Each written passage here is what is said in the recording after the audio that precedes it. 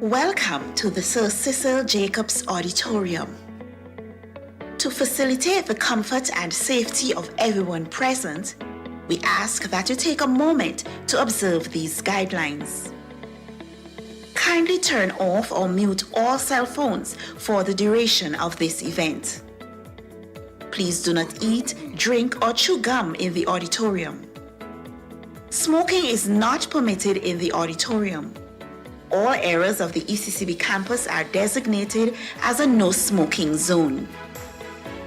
In the event of an emergency, the alarm will sound, or you will be instructed to vacate the auditorium. There are 4 emergency exits, 2 on your right and 2 on your left. If the need arises, please use the exit that is closest to you. Proceed to the exit in a calm and orderly fashion and watch your step. Once outside of the building, you will be directed to gather on the roadway adjacent to the auditorium and await further instructions from the ECCB protection officers. Thank you for your cooperation. We hope that your experience here will be a pleasant one.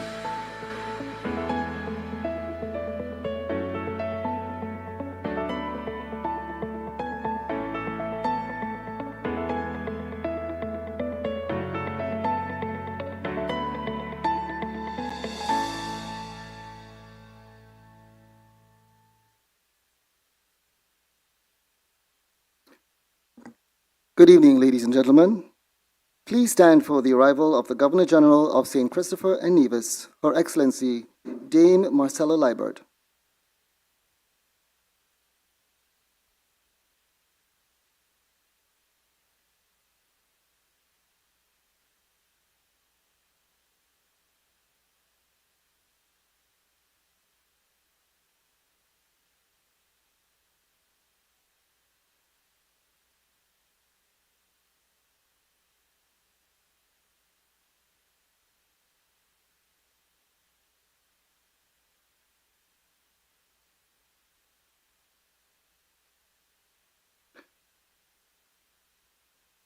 We would like to invite Ms. Takosa Henry to do a rendition of the National Anthem of St. Christopher and Nevis. Ms. Takosa Henry.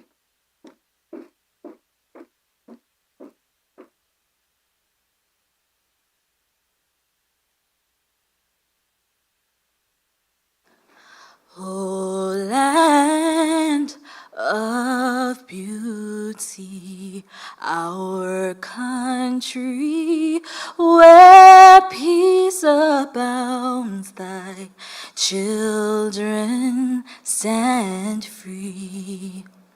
On the strength of will and love, with God in all our struggles, Saint Kitts and Nevis be a nation bound together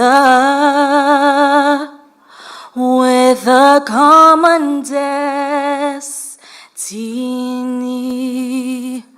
As stalwarts we stand for justice and liberty, with wisdom and truth.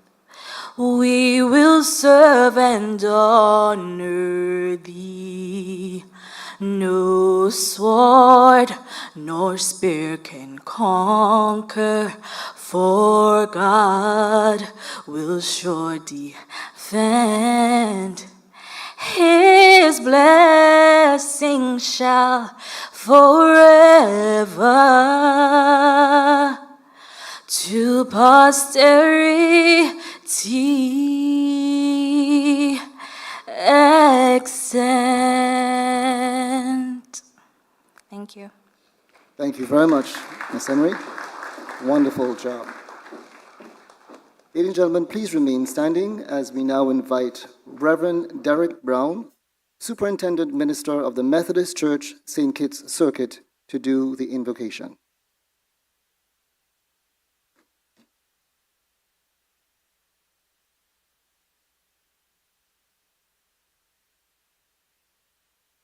Let us pray.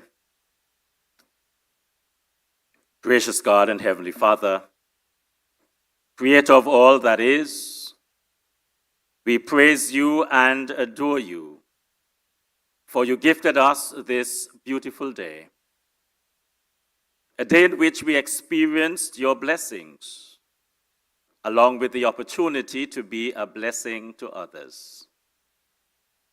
We thank you for this opportunity to gather here this evening to host the 26th Sir Arthur Lewis Memorial Lecture. We thank you for those who have served, and especially for Sir Arthur Lewis and his contribution to our region's development and integration. We thank you for the organizers of this event and the Eastern Caribbean Central Bank's sponsorship. We also thank you for the one who will deliver the lecture this evening. May he be inspired in his delivery, and may we be challenged, not only in our thinking, but challenged to positive and fruitful action that will make a difference. We invite your Holy Spirit to guide our proceedings. May all that is said and done bring honor and glory to you, for we pray in the name of Jesus Christ our Lord. Amen. Amen.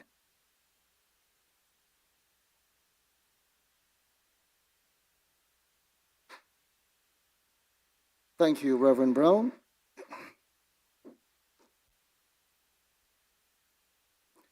You may be seated.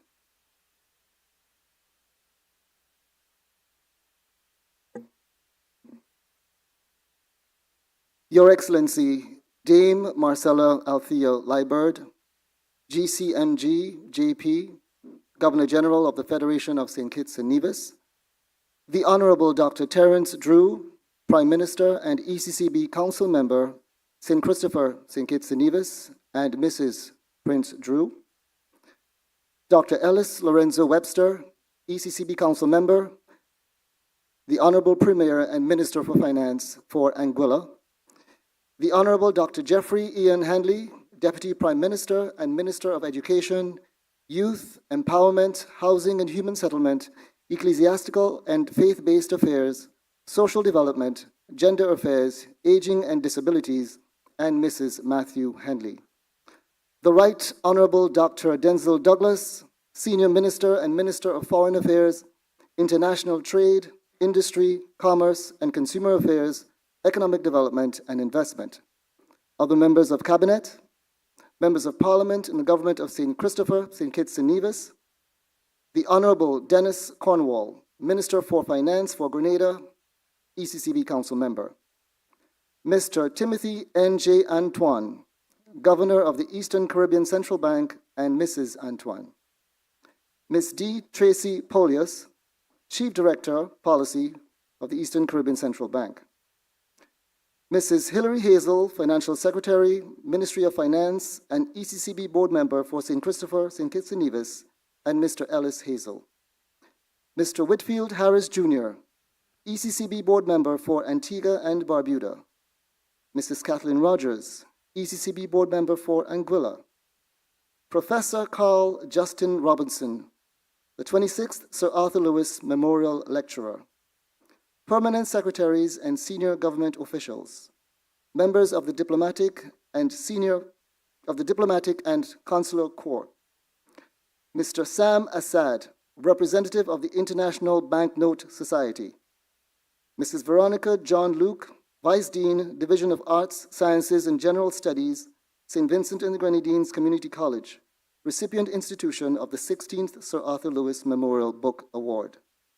Management and staff of the ECCB and affiliate institutions. Principals, teachers, and students. Individuals joining us online and via radio and television stations across the Eastern Caribbean Currency Union. Ladies and gentlemen, good evening. I know that was a mouthful. Ladies and gentlemen, my name is Leon Bullen, and I hail from the Tri-Island state of Grenada, Carriacou, and Petite Martinique. It is my distinct pleasure to be your host for this evening's proceedings. This, the 26th edition of the Sir Arthur Lewis Memorial Lecture, under the theme, Resilience and Shared Prosperity, Implications and Imperatives for Small Island Developing States. Ladies and gentlemen, we have in store for you an engaging evening where your intellectual appetite will be piqued by our guest speaker. And of course, we will also recognize and celebrate our banks that have made great strides over the past year. So we now invite you to sit back, relax, and enjoy what we have in store for you. At this juncture, ladies and gentlemen, you will be treated to a musical performance by our ECCB Performing Arts and Band. Join me in welcoming on stage the ECCB Performing Arts and Band.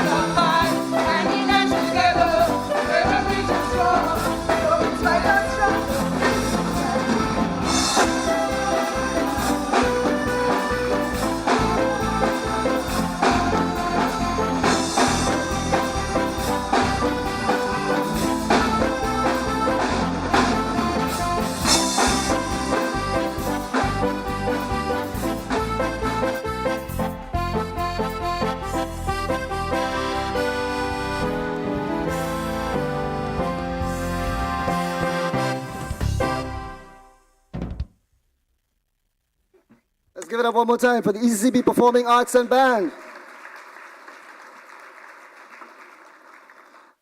Who say we don't have talent at the ECCB and throughout the ECCU? We might be small, eh? We might be small, but we large. All right. Ladies and gentlemen, at this juncture, we are about to receive our guest speaker. And to do the honors, we'd like to invite Ms. Nelissa Marriott, the policy analyst in the Advisory Services Unit in the Governor's Office, to introduce our guest speaker. Please join me in welcoming on stage Ms. Nelissa Marriott.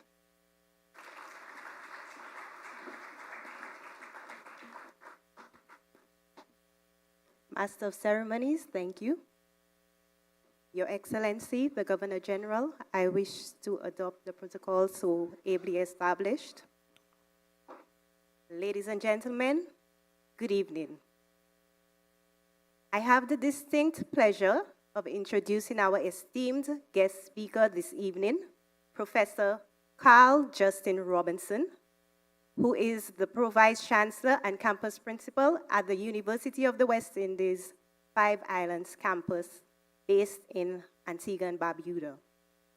Professor Robinson is a National of St. Vincent and the Grenadines.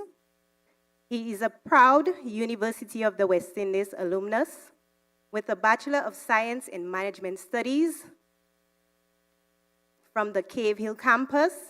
He has a Master of Science in Finance and Econometrics from Florida International University, and he obtained his PhD in Finance from the University of Manchester in the United Kingdom.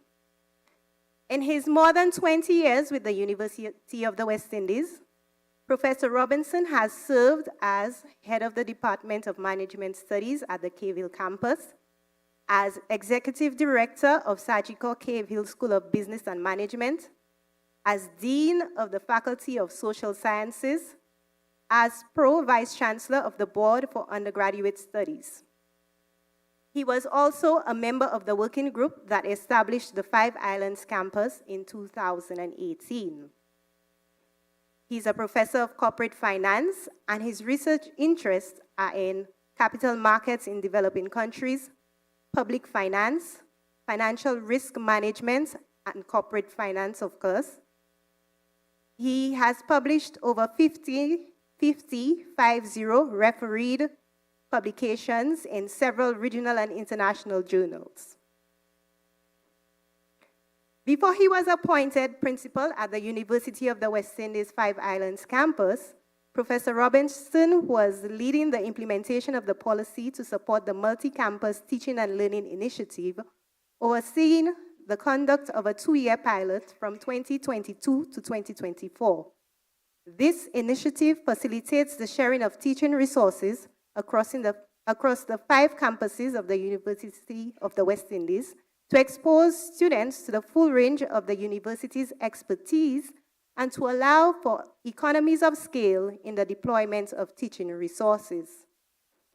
In addition, he oversaw the implementation of the University of the West Indies foreign language policy, which requires students entering the university from the academic year 2022 to 2023 to demonstrate competence in a language other than English before graduating. Professor Robinson is actively engaged in public service and serves as a director of the Central Bank of Barbados, a member of the Fiscal Responsibility Mechanism in St. Vincent and the Grenadines, a director of Jamaica Money Market Brokers International, and a director of West India Biscuit Company. He also serves as chair of the Ratings Committee of the Caribbean Sole Credit Rating Agency, CARICRIS, and the first vice president of the Barbados Museum and Historical Society. He has been a director of the Central Bank of Barbados since 2008 and a financial advisor to the Barbados Credit Union League since 2009. He is the 3rd principal of the Five Islands campus and was appointed on August 1st, 2023. Ladies and gentlemen, I invite you to help me welcome to the stage our distinguished regional servant, Professor Carl Justin Robinson.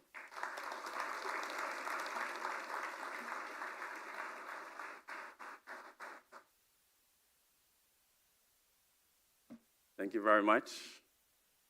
Madam Governor General, I also would like to adopt the protocol established.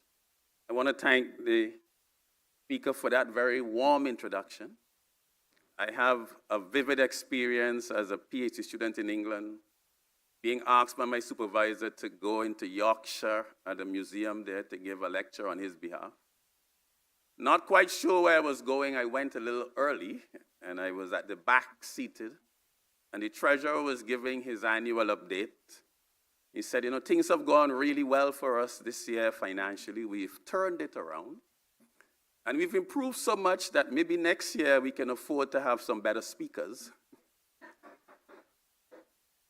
So the welcome isn't always as warm as this evening. Okay, sir. I'm just making sure I get the hang of this clicker. Also, whenever I'm in St. Kitts, I always feel the need to say thanks to St. Kitts. There are few blessings in life as a fantastic wife. And my wife spent the first, 18 years of her life in Keon. So I have to say a special thank you to St. Kitts and Keon for having my special wife.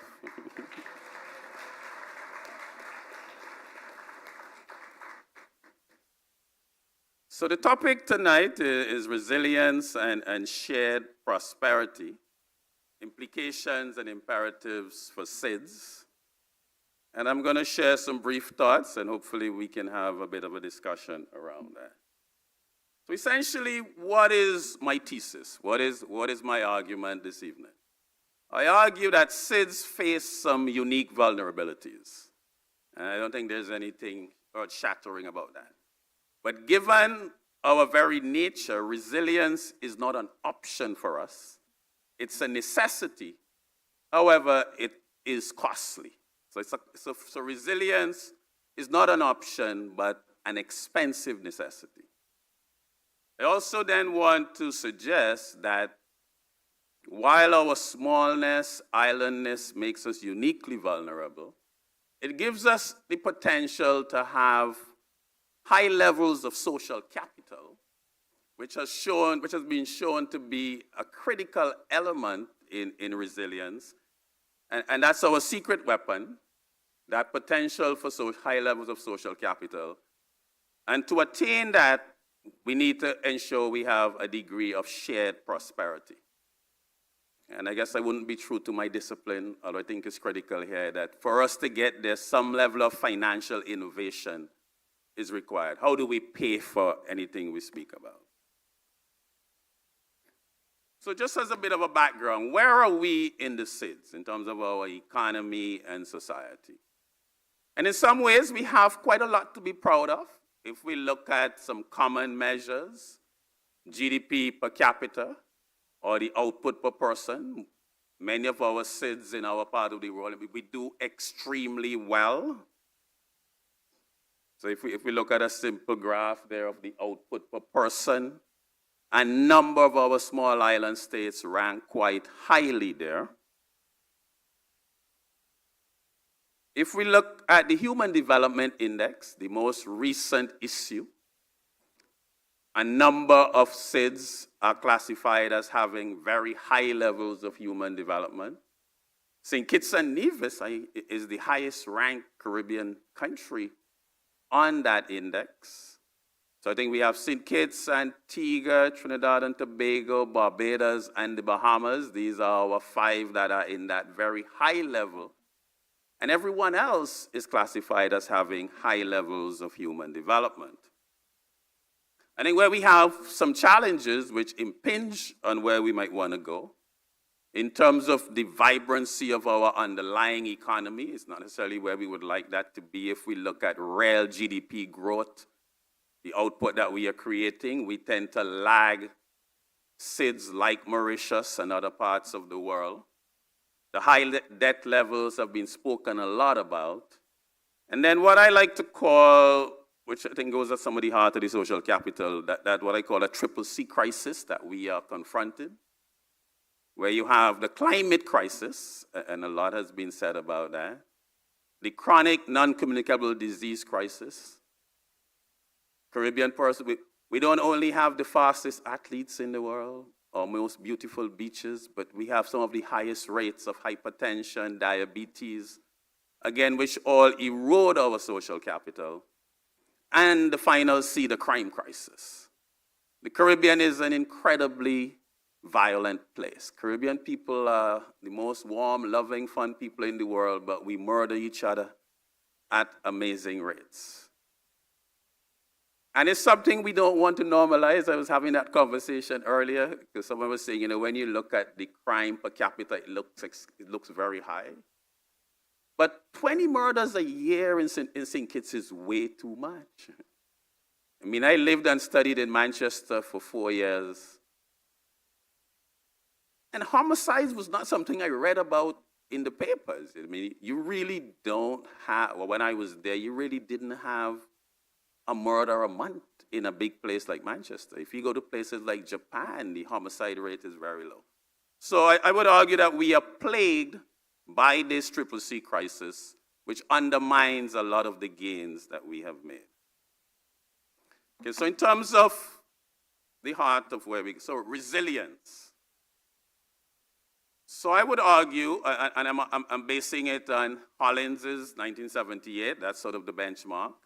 So resilience refers to a system's capacity to absorb shocks while retaining its core competence, its core functions. So resilience for us would encompass our responses to environmental and economic disruptions such as hurricanes, rising sea levels, global market shifts, supply chain disruptions, a variety of shocks. So how resilient is a system? What is the capacity of a system to absorb these shocks while retaining its core function? I think this slide, I hope, captures, to some extent, many aspects of our vulnerability. So we have a number of our nation states there. 2008 financial crisis, that's an example of a shock. What's the capacity of our system to really absorb that shock while continue functioning? If you look at Antigua and Barbuda, 2008 financial crisis triggered 4 years of negative economic growth. And over that period, they would have lost 21.8% of GDP. We look at the COVID crisis. In the 5 years prior to the COVID-19 crisis, Antigua would have had cumulative economic growth of 23.6%. The COVID crisis triggered 1 year of recession, where the country lost 17.5% of GDP in that 1 year. So 5 years, you build up 23.6%, and one external shock, 17.6. Bahamas, very weak growth before COVID, cumulative 4.1. COVID sets 23.4% loss in 1 year. So again, how do our societies absorb these shocks and bounce back? Barbados, 2008 financial crisis. It took the country there was 6 years of negative economic growth coming off of that crisis. And in some ways, that's kind of central to what I think about in terms of the resilience. It's not really an issue for us in SIDS as to if the shock is going to happen. It's when. The shocks are going to come. What's our capacity to absorb these shocks and really bounce back from them? Again, is a major policy issue, existential issue for our society. The other pillar on which my presentation stands is this notion of shared prosperity. We've had fair degrees of success in terms of per capita income, but is that prosperity shared? What is our income distribution? How do we generate economies that are both resilient and prosperous, but that prosperity is shared? So in the sense that this shared prosperity focuses a lot on the living standards of the less affluent and marginalized groups within our society. In particular, we tend to want to look at what is income growth at the bottom 40% of the income distribution. And one of the things I suggest is that we really don't know this in the Caribbean. We have very little data on our income distribution, what is happening at the lower levels of that distribution, so that we can have targeted and informed policy. And I have a sneaking hypothesis that some of our crime crisis could be linked to what is happening in that bottom part of our income distribution. Again, sustainability and equity. Is our economic growth sustainable over time? Again, we're encompassing the notion of the climate crisis. Human development, and then opportunities for social mobility and opportunity. So again, what are some of the unique challenges of SIDS coming out of that? And these are well known. Geographic isolation, islandness means you have high transportation costs, there's a distance from markets, the potential supply chain logistics and other problems. In many cases, small market size, limited resource base, economic volatility, and climate vulnerability. So what are the theoretical underpinnings of my brief talk tonight? So I really am sort of grounded in vulnerability theory associated with the work of Robert Chambers and social capital theory, Putnam, 2000. These are some of the key items. And Putnam emphasizes that vulnerability isn't just about exposure to natural hazards, but structural weaknesses in a system, like reliance on a single economic sector, limited access to external markets. So it's not just about the natural hazards that makes us vulnerable, but are there systemic or structural features of our societies that make us vulnerable to shocks? And again, in SIDS, our structural vulnerabilities are magnified. We look at CNN and we see a major hurricane will hit part of Florida and destroy it, but it has no effect really on overall US GDP. Hurricane Maria hits Dominica and people started arguing, well, how do you have more than 100% decline in GDP? Maybe the maximum decline should be 100%. But the damage from a hurricane in a SIDS can be equivalent to your entire GDP. Critical infrastructure that takes years to rebuild. So within the SIDS, we are, in that sense, uniquely vulnerable. And again, if we sort of just quickly, some of the components of that, what are the key elements? Exposure to hazards. To what extent is a system exposed to hazards? And I think we can clearly say that SIDS are quite heavily exposed to hazards. Well, again, the capacity and the coping mechanisms, which is really the critical element which we might want the policy to focus on. You can't change your geography. You can't change your reality, but what you can build on is your capacity and the coping mechanism. And that's often argued and in the framework that your capacity and coping mechanisms really depend heavily on a number of structural and social economic factors. You have marginalized groups and others that then amplify the impact of these hazards and reduce the capacity to respond and cope to these hazards as they come, which again builds into the sensitivity to shocks and stresses. And that these shocks and stresses are dynamic in their nature. So there's a dynamic nature of vulnerability. So a pandemic was never in our frame of reference as a potential shock, unless you watch a lot of these movies and conspiracy theories. And I think COVID made me think I should pay more attention to some of these movies, which I often tend to dismiss. So what are some of the implications that come out of this framework for policy and planning in SIDS? Risk reduction to diversification. Also, and points 2 and 3 are sort of the, at least for me as a scholar working, some of the newer aspects that I don't think we've necessarily focused enough on, which is building into the social capital, building community resilience. How do we build resilience at the community level? And we speak a little bit more about that when we segue to social capital, addressing social inequality, because again, the vulnerability theory demonstrates quite persuasively, really, that vulnerability to shocks, the capacity to cope, is heavily linked to high degrees of social inequality. Marginalized groups, unequal groups within a society, they have a more adverse, severe reaction to the shocks, their capacity to respond. And then investing in adaptive infrastructure, which has been quite heavily discussed in the climate sense. Now, social capital theory, which I guess for me is a bit new delving into this. I sort of came through UWI in an era where we were taught by Andrew Downs and others about the numbers and quite hard econometric approaches to things. And in quite an influential book in a number of policy circles, 2000 book, The Collapse and Revival of American Society, called Bowling Alone. And it's really, the visual there is bowling alleys and so on across the US. That's a symbol. We're becoming quite deserted. Persons were just a single person in a bowling alley doing their bowling.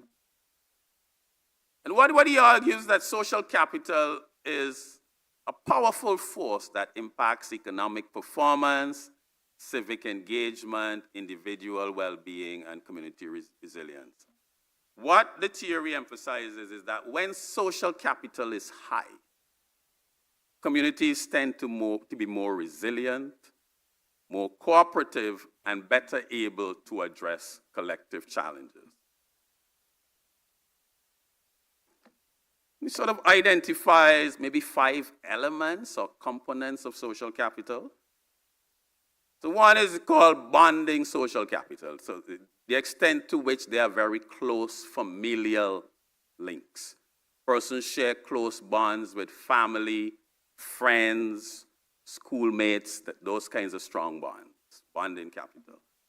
Bridging capital, the extent to which in a community that these bonds can extend beyond your immediate, tightly bonded group, beyond your nuclear family, your extended family, persons you went to school with or you share some sort of bond with, the extent to which there are bonds that cross these types of bonding, so to speak.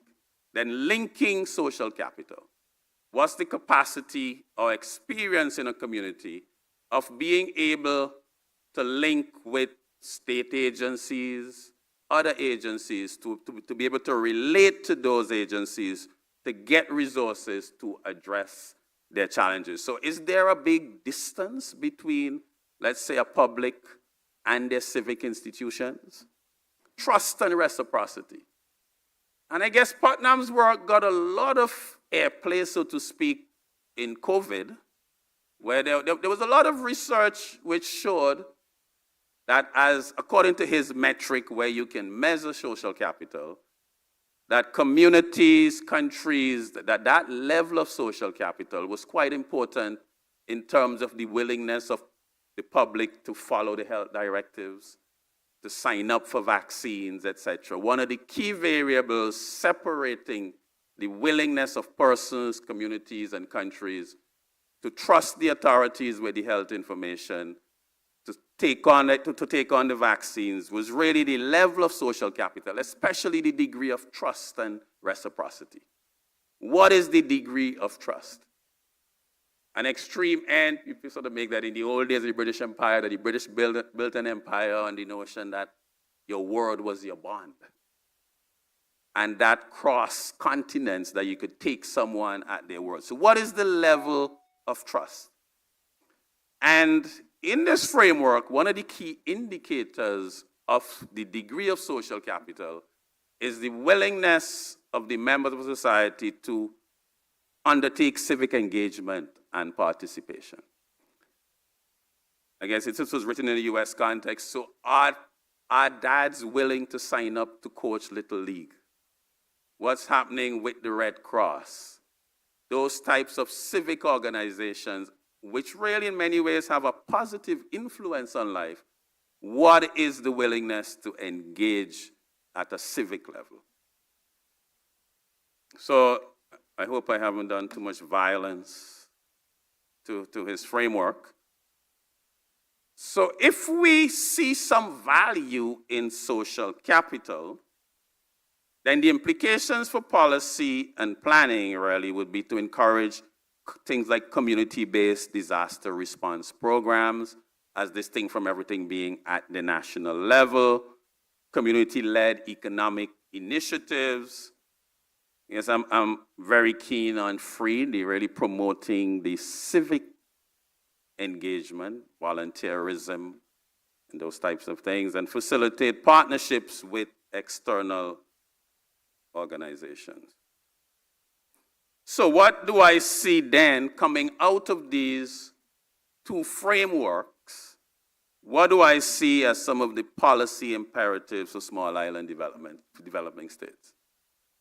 I like to think of myself as a practical, efficient person, and I never like to have what I call a wash pan of actions and initiatives that can be undertaken or somewhat esoteric. So if I were Prime Minister of SIDS for a week and they gave me a week to present a budget and some policy, what would I go with among the list of choices? So given our vulnerability, I would argue that we need to invest quite heavily in disaster preparedness and management.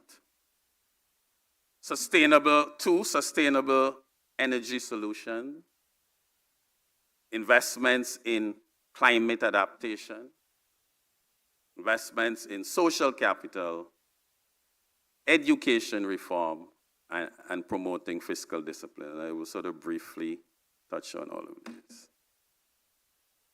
Again, given the region and given the neighborhood we live in, I think as a society, as institutions, we're just not aware, prepared, or ready enough for natural disasters. I think we need to invest in this. So Eastern Caribbean Central Bank, as part of its operational plan every year, employees here should be very aware of disasters, how to be ready for it, how to respond to it. As a bank, in your home, in our schools, our universities, these need to be things that we invest in building that awareness. I think we need to strengthen and expand early warning systems and disaster management capacity. I mean, as of inception, we benefit heavily from the volcano monitoring in Trinidad and Tobago, and that early warning, I would say, actually saved lives. I mean, I lived through the eruption in '79 as a resident in St. Vincent. And the fact that there has been so much more investment in that early warning capacity in St. Augustine, I think made a huge difference. Maybe I was very impressed, we have the country now into red zone, green zone, orange zone, how you move and how you mobilize. And I think given the neighborhood we live in, that we need to really invest heavily in that disaster management capacity. I'm still struck that when there is a natural disaster, we are still reliant on experts coming in to assess the damage. I think, again, given the neighborhood that we live in with our scarce dollar, if you have $10 to spend, how are you going to spend that $10? And I certainly think that the disaster preparedness, awareness, again, needs to rise to the top of that spending list. And the extent to which this can be community and organization-based. And sort of linking that a bit to the social capital, my own view of Caribbean society is where we are. I think you have to meet people where they are. There's in my opinion. I mean, only so much trust in government and sometimes officialdom, but from what I sense, people have a high level of trust in their organization. So people become accountants, and the accounting profession, the chartered accounting body, that has a lot of influence on them. The lawyers at the Bar Association, and I think we need to use these types of organizations to really promote what we want across the society, and that a lot of this disaster preparedness awareness, if we can channel these through these institutions, our schools, our churches, where people are at, where they're comfortable, where there's a high level of trust, they have already chosen to engage with that institution, that we use those as vehicles to send those messages. Again, sustainable energy. Again, I think we need to prioritize investments in renewable energy, and I don't see it as a climate change mitigation initiative. Because if you think of climate change, there are two aspects: mitigation, adaptation. I think with all the will in the world, if Caribbean societies, if we all had zero carbon footprints, it would have no effect on the climate. So I don't think mitigation is our business to some extent. Mitigation is really a priority for the big polluters. Adaptation is our business, but I see transitioning to renewable energy more as a way of driving resilience, in that it can give us a degree of energy independence. So even if solar energy costs you more on average, I see it as a worthwhile investment in that we are not vulnerable to the upswings and downswings of the global oil market. So we are vulnerable to these external shocks, but with the advances in technology and renewable energy, we actually have an opportunity to reduce one source of economic vulnerability and volatility if we invest in renewable energy so that we are free from the vicissitudes of the global energy markets. Again, climate adaptation. Again, I think that should be the real focus of our policy. And it's really not that I have any, I'm not a gas guzzler or not concerned about the climate. I think I'm very sensitive to that. But again, as small island states, we have limited resources. What are you going to spend on your resources? Where are you going to give your tax incentives? We have a fragile tax base.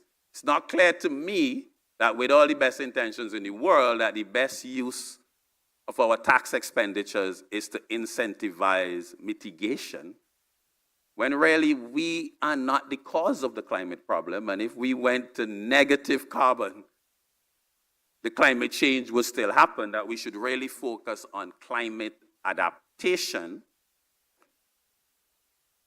and mandatory climate resilient building codes. Governor, is your campus, can your campus withstand a Cat 4? And that needs to rise to the top of your planning. We are rebuilding the Central Bank of Barbados to make it Cat 4 resilient. So I think mandatory climate resilient building codes with timelines and incentives to transition to that, I think it has the potential to trigger a significant building boom in the Caribbean. And I think this is important in the sense that a lot of our capital cities, where a lot of resources are invested, they really were built for a maritime-driven industry, access to the port. I mean, every time I go downtown St. John's, I think this was suitable when it was built, when everything was built to get the sugar exported. But in the modern sense, it's really a sitting duck for a Cat 4 storm, and that goes, I think, across all our capital cities. And I see the potential.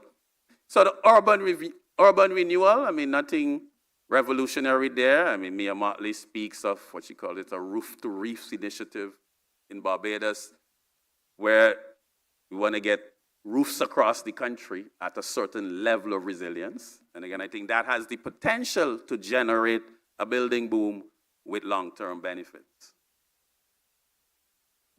Investing in the social capital. And again, here, I guess I'm a little fuzzier in my thoughts, because I think, we don't have the data.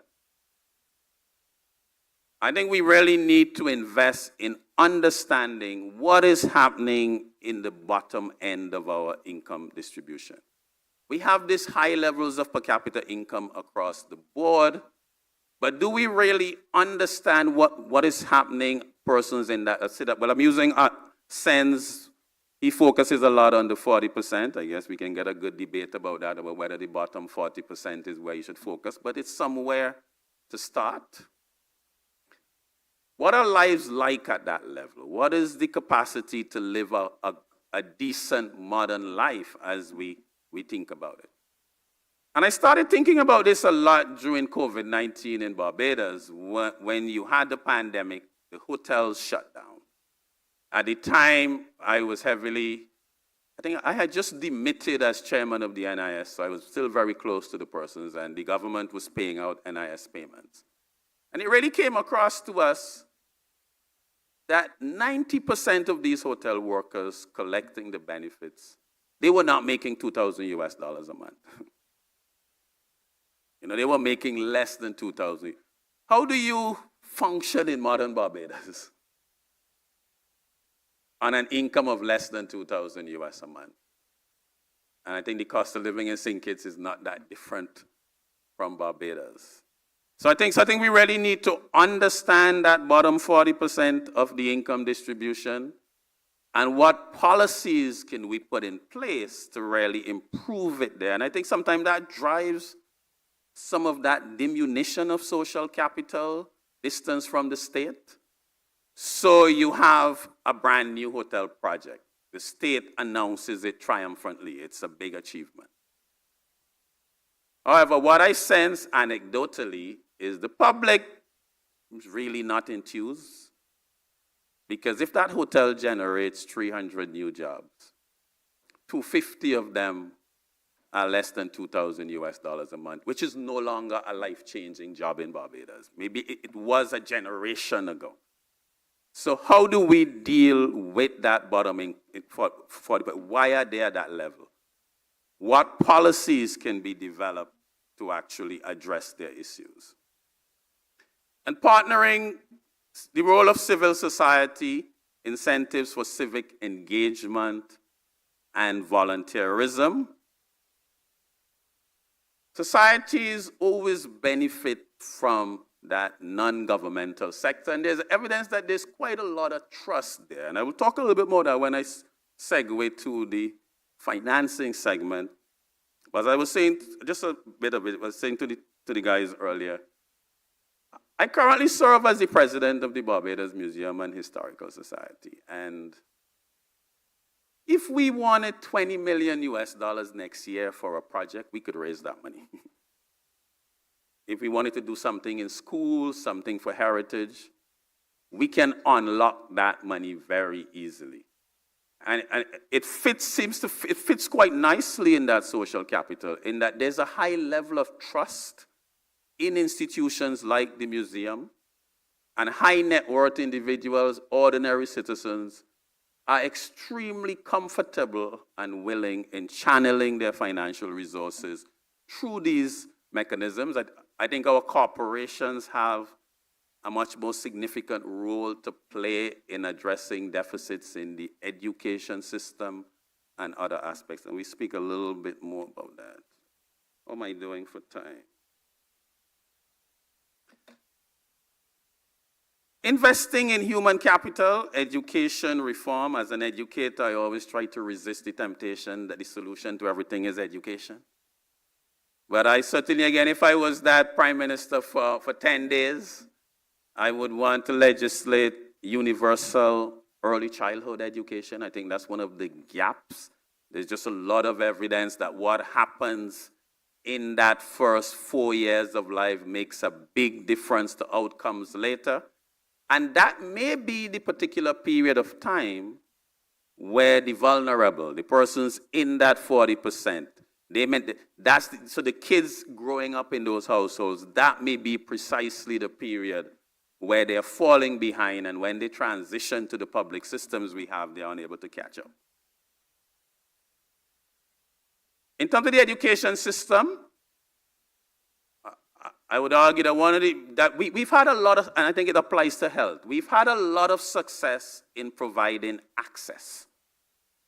So most of our small island developing states, you have access to primary, secondary, and maybe a community college. It's at low or no cost. What we haven't focused enough on, which now needs to be the shift, is on the outcomes of those systems and the accountability. I mean, CXC shocked all of us last year or sometime this year. And if my memory is correct, what they reported was, based on the CXC results across the Caribbean, less than 5% of the persons sitting CXCs were successful at both math and English. Can you imagine that? No. Now, most of you in here like me are shocking because, you picking them bright. You're in a circle where you're deciding whether they go to the college or they go abroad and so on. But we are missing, so we've invested massive amounts of money in primary and secondary education. And we know that many entry-level jobs now are asking for math and English.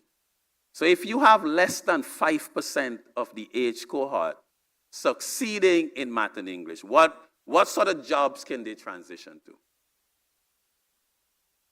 They can't even matriculate into many of our community colleges. They can't get into the university. So again, focusing on the outcomes. I think we now need to take it to the next level. We have built in the access. There are the schools. You can get in there. There are school meals programs. There are all sorts of supports. But who is holding the education system responsible for the outcomes of that system? When a child leaves school. And what is shocking about that CXC number, though, is that even though that pass rate sounds low, hidden beneath that is the significant percentage of children who don't make it to fifth form. They actually don't write any O levels. So we've invested in providing this massive degree of access, but the outcomes are really quite inadequate just at pass rates. And if we move beyond pass rates, when somebody gets 5 CXCs or 6, including math and English, what are their skills? What skills do they have? What is their capacity for problem solving? So I view the education reform in that sense that one of the most critical policy imperatives is to move beyond access. So in the sense the access is necessary but not sufficient. So we need to have a system that we are focusing on outcomes and holding teachers, principals. I mean, you don't want to sound too private sector, but when you're a principal of a school and only 40% of the students in your school get to write O levels, who is holding you accountable? Who is responsible? I mean, everybody gets paid and goes on as normal. So I think that investing in human capital is a critical component. And I'm going to swing by this quickly. There's a lot said on that, and in my line of vision, I have Arnold, who knows a lot more about this than me. But fiscal discipline, the crises are going to come. And my colleague and I, Professor Moore, have invested quite a bit of time in this, and we have a pretty detailed publication coming out for the central bank anniversary, really looking at this the need for fiscal buffers. And our basic thesis is it's not when the crisis is going to come, it's if. So it's not if, but when, and the scale of the crisis. But because we have a built-in culture of fiscal indiscipline, we don't have the fiscal buffers. When these crises come, and the governments should really be going counter-cyclical and be able to assist in the crisis. Because you don't have any buffers, in many cases, you are most forced to go pro-cyclical, which makes the problem worse. Again, I think we need to legislate these things. We need fiscal rules that are backed by legislation. We need to restrict the ability of our central. I mean, I know Governor Antoine would never do this, but he might not always be in this chair. that money creation, I certainly had a bird's eye view of what money creation can do in the Barbados context, and then the role of independent fiscal council. So again, not popular. Part of this is going to cost a lot of money. This is an expensive transition. And what are some of our financial solutions? So if we look at global capital, the multilateral system, and then philanthropic and private global capital, and in some of the local capital, private and philanthropic. And I say that there's a financial reality check for small island states as we approach my wonderful policy mix. We have unsustainable levels of public debt. In many cases, we are in excess of 60%. There's limited access to global capital. And I think where I think the big financing challenge comes is that investments in resilience and shared prosperity are really often what we may call public goods. So if you invest in making downtown Basseterre more flood resistant, there isn't really a revenue stream from that project. So it's really a public good. Investment in our schools, some aspects of so on, these have that public good feature, and they are not necessarily amenable to private investment. So again, in an economic sense, a public good, we would argue for simplicity, it's really a type of product that the private sector would never invest in. The example I often use is a lighthouse. Once you build a lighthouse out there, can you make money from it? Because once it's on, everybody can benefit from it, whether they pay for it or not. And a lot of investments that build resilience and social capital have that public good feature. And in terms of the disaster risks, private insurance is often inadequate for that type of risk. Because insurance really works on the principle of pooling. You know, you have a pool, you sell car insurance to a pool of drivers. Some are good, bad, and average drivers, but the probability of my having an accident is not highly correlated with the probability of you having an accident, so they can take that risk. But in terms of the climate risk, for example, a single storm can really cause damage across the chain. So the risks are highly correlated. So normal insurance products are not going to be useful. So I think in terms of financing, we need cheap money. We need moratoriums. We need low interest rates, long maturities. I think given where many of our governments are, the financing has to be, in many cases, off the government's balance sheet, which I'm arguing that we need to create structures that projects for resilience and social capital can be funded or can be done through non-governmental vehicles and some quasi-equity types of financing, which I think then leads to a need for reform of our multilateral institutions.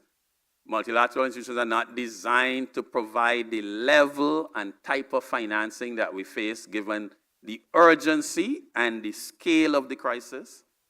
Are there innovative ways to clear our government's balance sheet so that they can undertake some of these investments, especially the ones that have a public good feature, which are not really going to channel through the private sector?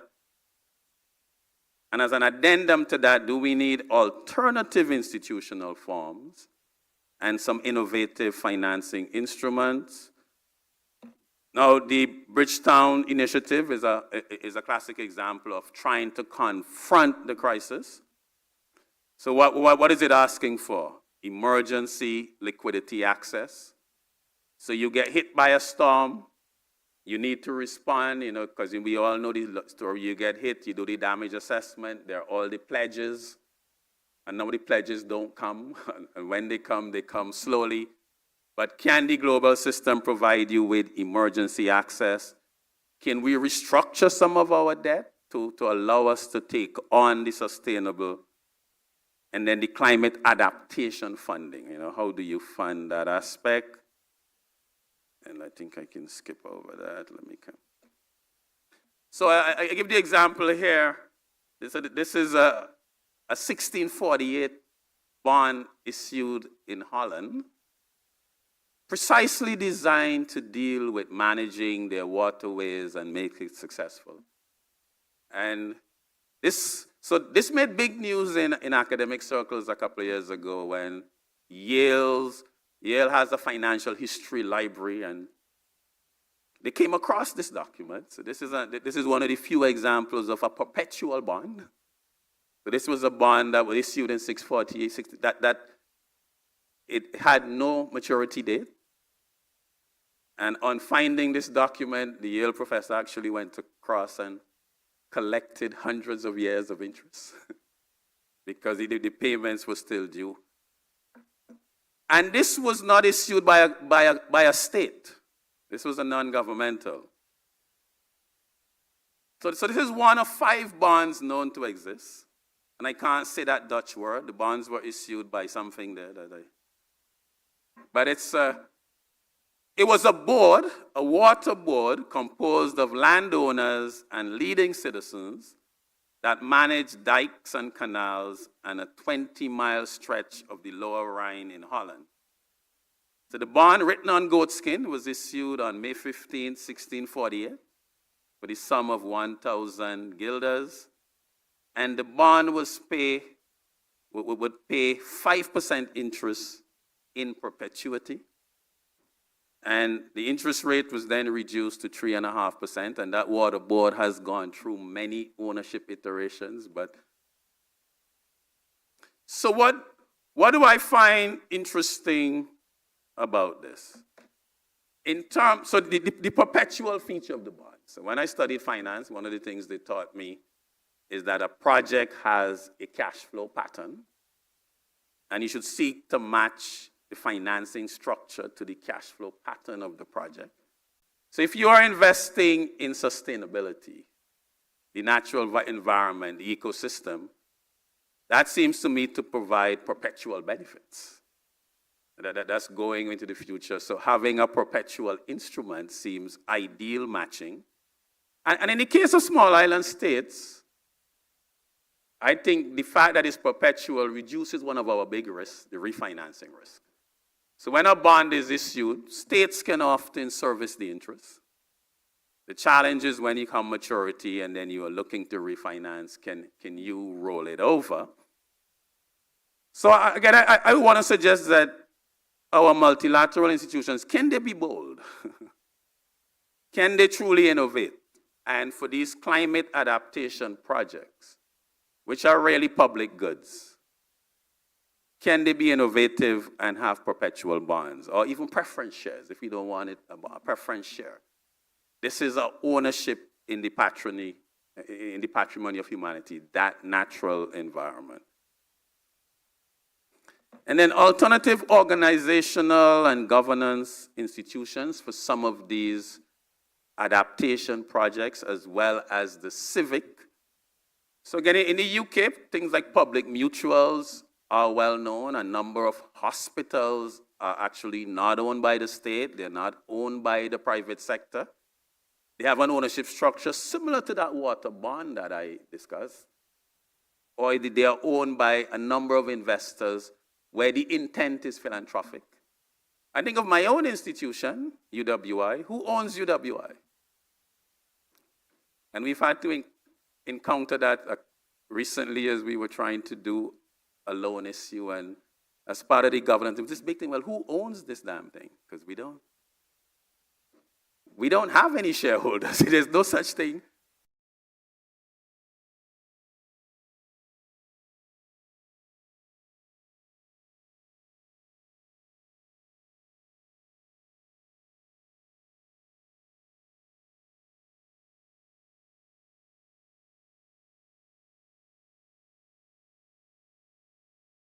But you have this legal fiction. They don't have the debt overhang problem that the states have. If they are focused on civic engagement, social capital, as well as adaptation projects, they are not profit-oriented, so they're dealing with that issue. And also, these are institutions which all the research shows these are now the high trust institutions. These are the institutions that people trust. People don't trust governments the way they used to, but they trust their professional bodies that they belong to. They join the Lions, they join the JCs, they put a lot of time and effort into these non-governmental institutions. So I think these organizational and governance innovations go along with that. So going to just a quick summary of my points. Invest in disaster preparedness and management capacity, investing in the renewable energy ecosystem, mandatory climate resilient building codes, universal early childhood education, emphasis on educational outcomes and accountability mechanisms, incentives for volunteerism and civic engagement, and the enabling framework and incentives for public, mutuals, and philanthropic type organizations. Because again, these have the high level of trust. And I want to end by saying, achieving resilience and shared prosperity is a complex equation. I think we must solve through civic engagement, innovative organizational and financial solutions, and international collaboration. And I really issue a call to action as individuals, as organizations, in your personal lives, in your organizations where you lead and have influence, that let's work towards an island future where resilience and shared prosperity are a way of life. So now it's your turn. What have I missed? What do you think? What are your questions? Thank you.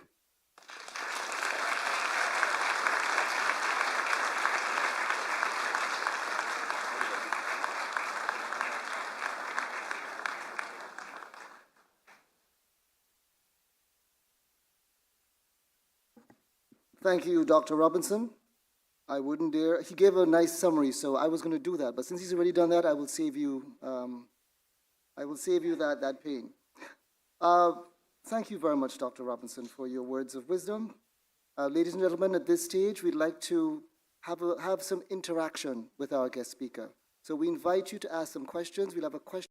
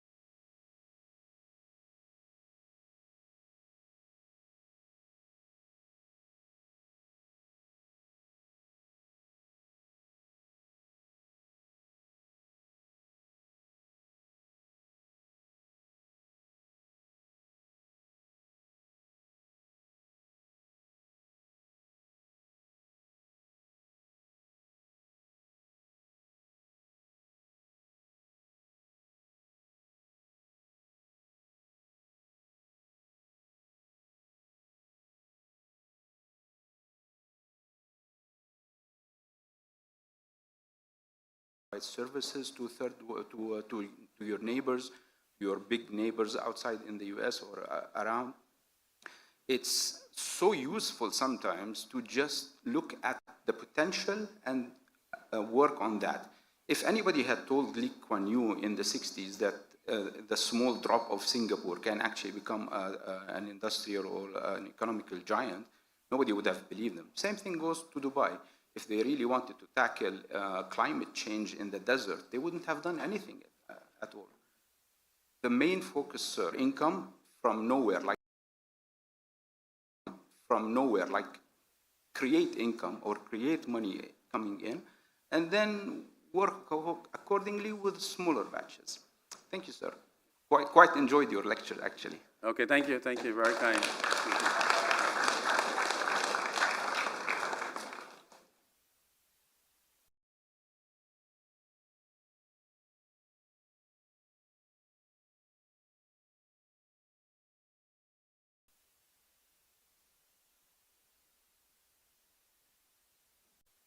My name is Bantu Campbell. I'm also from St. Vincent and the Grenadines, working at the ECCB.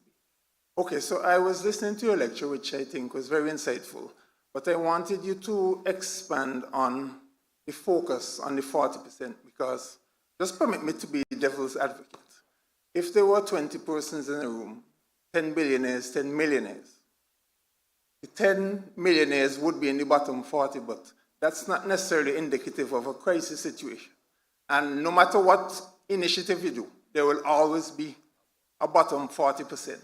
So would they look at how much percent is below the poverty line or standard of living as opposed to just a blanket 40%? So if you could expand on that, just so my understanding. Okay, so that's a very good question. So that's drawing heavily on Amartya Sen's work, and he has this notion that,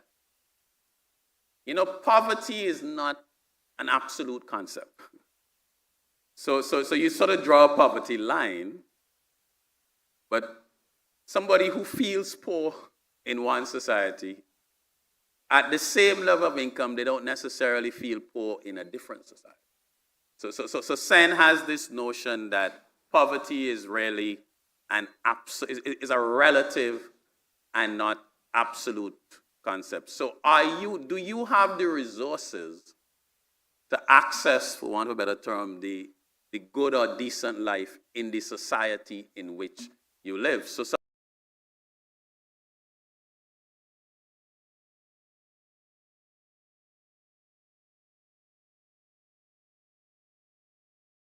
somebody in the bottom, but that person at the bottom 10% in the United States feels disadvantaged. They are disgruntled. They're not socially engaged. They are not able to engage the United States society as a normal, fully integrated citizen. So that's one aspect behind it. And as I said, I'm fuzzy about that because we don't know a lot. So maybe when we study that bottom 40%, they're fine. They are not a problem. They are living good, normal lives, and we don't need to bother about it. But I do have the suspicion that if we were to have the data to do that type of Lorentz-type curve across the Caribbean, we might see that we have quite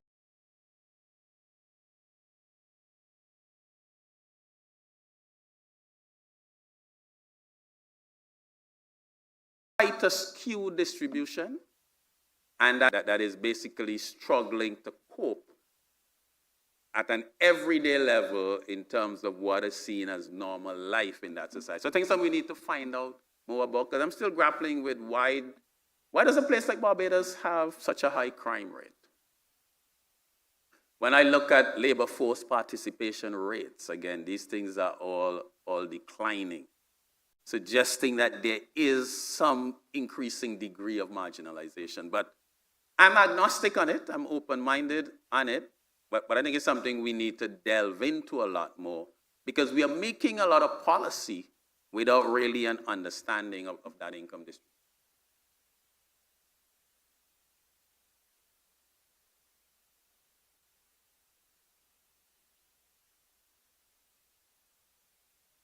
Gentleman coming at it. And trust a fellow Vincentian to ask the hard question. This question wouldn't be so hard. It would be very simple. You spoke about quite a few things, but I want to know, how would you factor in these three things? Trade, health, and social safety nets. Just those three. Ooh, okay, sir. And that was the easy one. And you know, so a lot of what I'm thinking about, so let me start with social safety net. Caribbean societies, on the surface, we invest quite a lot in our safety nets. There's a lot of access to education. There's a lot of access to health. And I think the safety nets that we have in place, I think are a major factor why we tend to score that high on the human development index. So when I think of the social safety net, it's there, but how effective is it? And I think that goes to the heart of what I was speaking about in terms of education, healthcare. We have these safety nets in place, but what is the quality of the service? So I operate in Antigua, and there is a lot of investment in public healthcare, but it's also very clear to me that the mindset in Antigua is if I get sick, I want to get on a plane to Miami. So you have so you have a healthcare system. What are the outcomes? Despite this investment, we still have this NCD crisis. So the safety net is there. I think it's important, but I'm very keen on to what are the outcomes? What is the quality? Because it's a lot of investment. Health, I think, is critical. I guess I kind of lumped the health and the education together as similar issues. The health I see as critical with that CCC crisis. It's clear that we are investing a lot in human capital, but because of this chronic disease crisis, there's significant morbidity and mortality, which really erodes the return we get from that investment. We have a lot of lost sick days, persons dying early from these diseases, and just the cost of care. So, for example, in Barbados, governments get judged a lot on the quality of healthcare. And the public complains a lot about the quality. And my colleagues in the medical field say, you know, the hospital is just drowning under the NCD crisis. It was not designed for managing persons on a significant number of persons for 15, 20 years on dialysis and so on. So with the safety net and the healthcare, my focus really is on the quality and the outcomes. I think we've done a good job in providing the access, but what is the accountability of these systems? What is the quality that we are getting for that significant investment? Trade, well, again, trade is just part of our lives. As an island nation, small island nation, one has to trade, so I didn't really delve too much into that trade aspect because I sort of take that as a given, and it's not my expertise anyway. Yes, thanks. You had a slide about the number of years it took to rebound from a recession or some sort of economic crisis. And of course, it showed that the small island states take a very long time. I'm wondering what are the possible maybe three things that we could do to reduce that time to recover, given, of course, our small size, etc. Yes, sir. I guess if I had the answer to that, I'd be like Arthur Lewis collecting my Nobel Prize.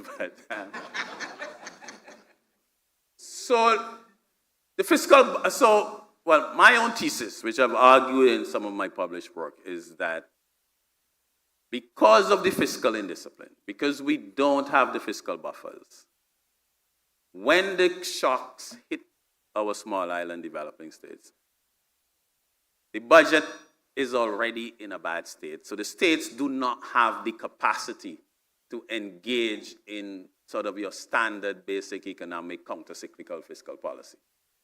The shock pushes you into recession, the state then steps in. But the state doesn't have that capacity. In fact, in many states, because it's an external shock, which affects your foreign exchange earnings, Countries then face Forex balance of payments crises. They're then going into structural adjustment programs, whether homemade or from the IMF, which then calls for further fiscal restraint.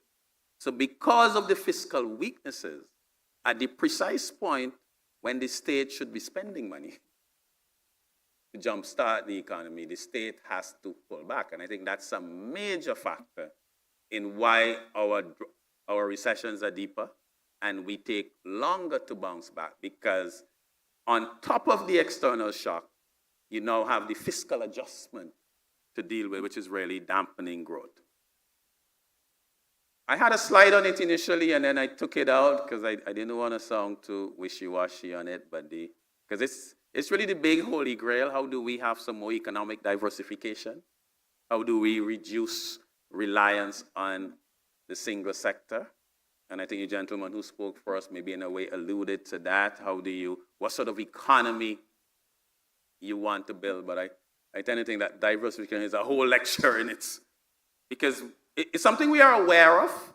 We know it. There's been a lot of discussion, but moving to a more diversified type of economy with your limited space and resources and so on.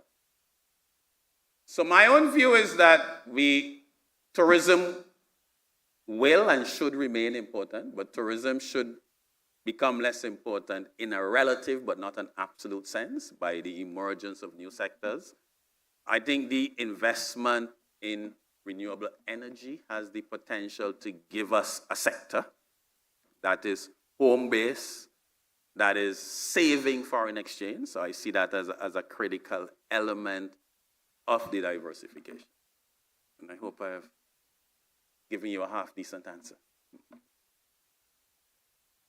Good evening, Stephanie Pascal, Dominican, junior economist here at the ECCB. My question has to do with the policy suggestion in regards to universal education, early childhood education. You gave this staggering statistic about CXC with the pass rates. And when we really look at what has happened throughout our countries, we would say, and you agreed as well, you would say we have made access much more widely available. So why then are you proposing to create more access, as we are seeing that the results are declining compared to looking at curriculum restructuring, looking at better strategies? So just expound on that as to why you chose more access compared to other strategies. Okay, so yes, good question. So I suppose as a little boy in St. Vincent, going to the Grenadines a lot, and when the boats break down, you can't stop in the middle of the ocean. So there was a saying that you have to fix and sail at the same time. So I think we have to address the outcome deficiencies in our primary and secondary school system. But at the same time, we also have to invest in providing that access for early childhood education, because it's one area of access that we have not really gone into across the board. We have really focused on the primary and secondary, but there's just too much evidence coming out in terms of research in education that those first 3-4 years are just quite critical in brain formation, discipline, how you actually succeed in the education system. If we don't have intervention at this stage, then a lot of the investment at the higher level might not give you the returns. And those early years are sometimes where poverty, unstable households, etc., where there is the greatest impact. So you have someone who is a low-level worker in a hotel, and we were talking earlier, they are working the graveyard shift. Who's taking care of their kids when they're doing all of that? I mean, unless somebody asked about the bottom 40%, and I'm not always clear that when we are making policy, we really have an understanding of lives and what are the challenges there. So I see the early childhood intervention as just critical because of the evidence. And if you don't have that base, then the investment at a higher level, you're not going to get the returns.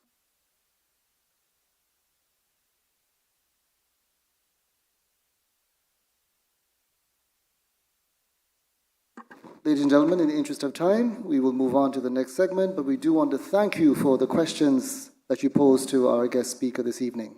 Thank you once again.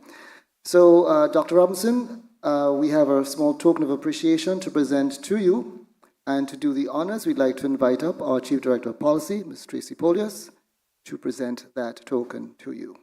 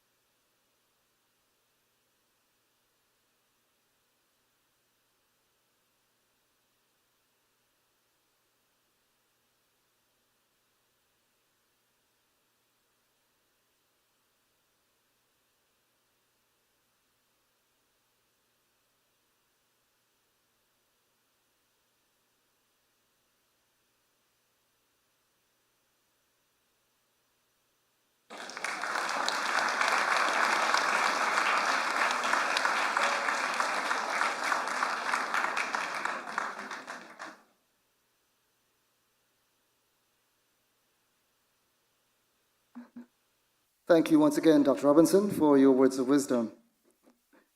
Ladies and gentlemen, as is customary, and in building on the tradition of augmenting the knowledge base of our educational institutions, we now move to the presentation of the 16th Sir Arthur Lewis Memorial Book Award.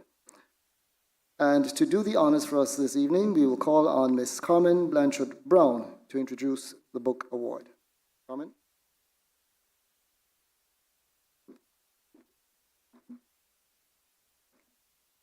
Your Excellency, the Governor General, I wish to adopt the protocol so ably established.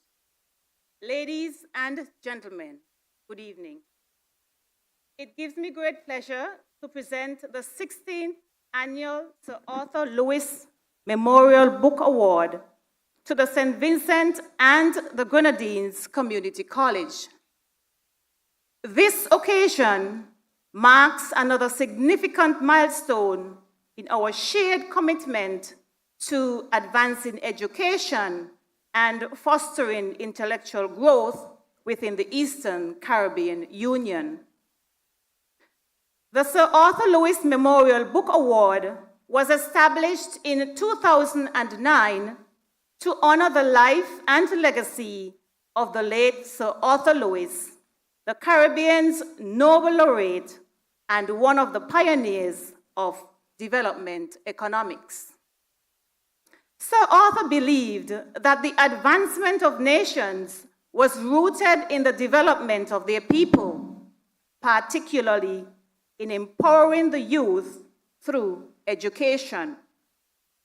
His teachings emphasized the importance of knowledge in shaping a better future.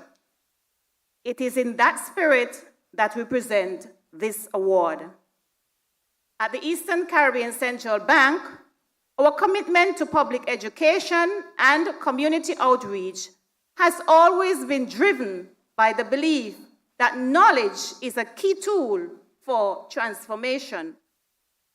This is why we place such value on supporting the academic development of students across the Eastern Caribbean Currency Union. This collection of books presented to the college students some of the most recent and widely sought publications in the fields of development economics, political science, and literature. The books are an invaluable addition to the library of the St. Vincent and the Grenadines Community College. We encourage the students to read and research regularly. With the help of these resources, we are confident that the students of the St. Vincent and the Grenadines Community College will be well prepared to emerge the next generation of leaders who will continue to shape the future of our region and beyond. We now welcome Mrs. Teresa Smith to present the Sir Arthur Lewis Memorial Book Award.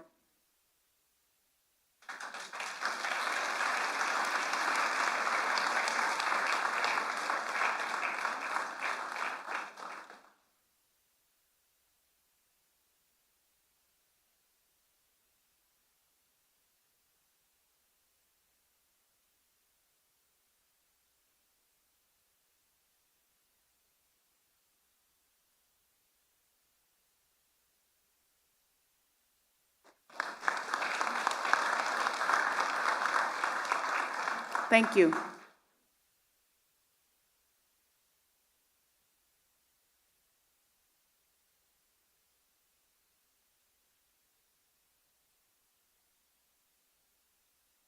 Congratulations, and thank you once again.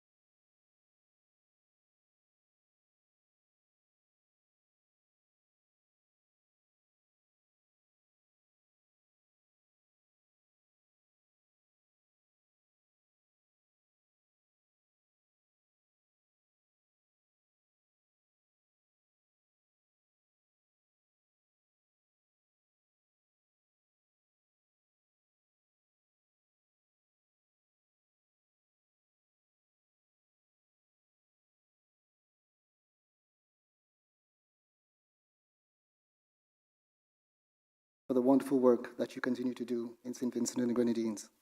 Established. Good evening and welcome to the 2024 Eastern Caribbean Currency Union ECCU Bank of the Year Awards. This year is especially significant as we are honoring the bank which will receive the inaugural ECCU Distinguished Bank of the Year Award. The ECCU Bank of the Year Awards recognize the commercial banks which have made outstanding contributions to the overall development of the people they serve throughout the ECCU. The awards are presented to banks that are adjudged to have demonstrated excellence to the highest level in 5 categories.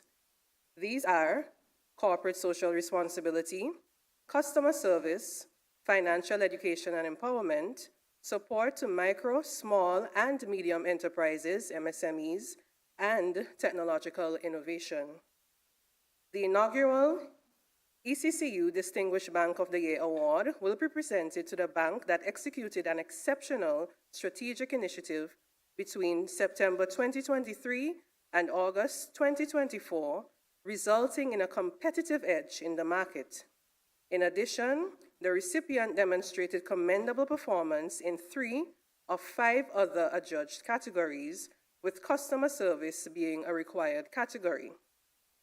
The 5 esteemed judges for this year's Bank of the Year Awards were Denise Williams-Frank of the Banking and Monetary Operations Department, Michael Morgan of the Financial Sector Supervision Department, Michelle Bellot of the Office of Risk Management, Samora Cherubin of the Research, Statistics and Data Analysis Department, and yours truly, Villette Benjamin of the Legal Services Department as head judge. The ECCB commends the 11 commercial banks which submitted the 35 entries for this year's ECCU Bank of the Year Awards. The judging process included those banks that were shortlisted for interview. It also included electronic submissions and online voting. We heartily applaud and congratulate the banks that was shortlisted for the interview stage. Before we proceed to the nominees for the 5 awards, join me in inviting the participating banks to receive their certificates of participation. Out of Anguilla, we have the National Bank of Anguilla.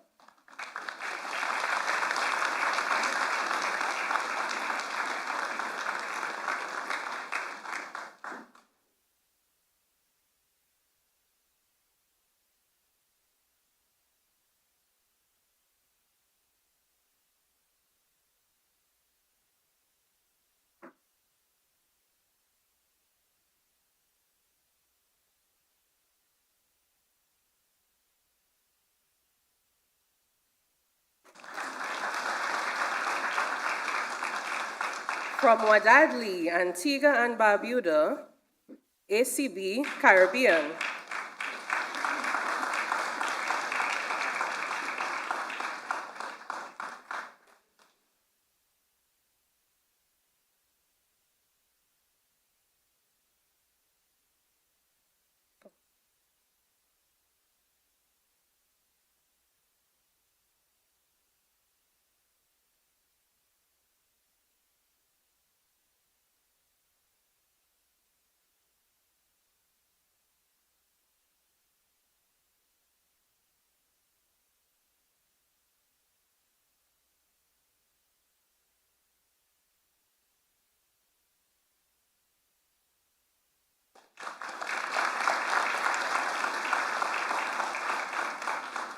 Next, we have CIBC, Antigua.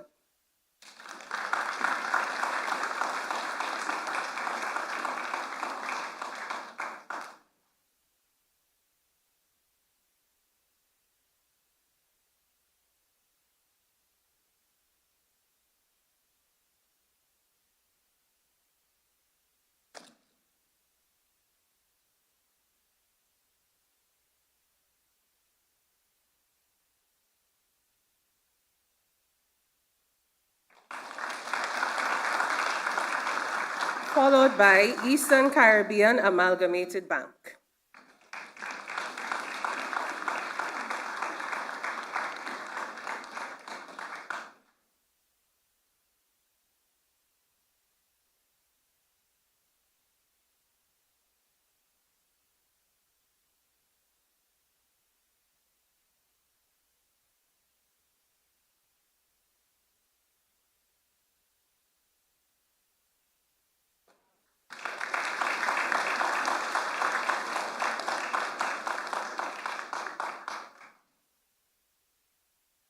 From the Nature Isle of the Caribbean, the Commonwealth of Dominica, we have National Bank of Dominica Limited.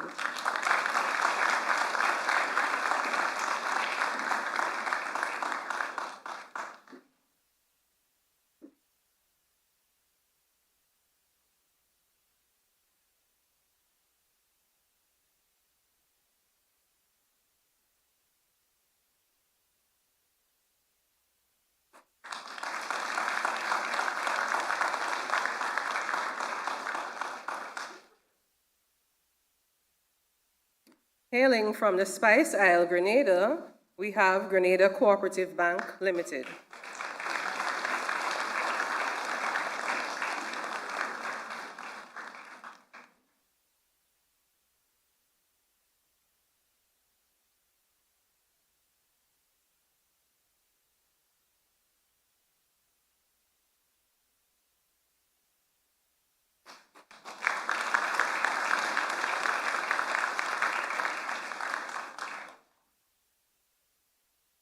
From the Sugar City, St. Christopher and Nevis, CIBC St. Kitts.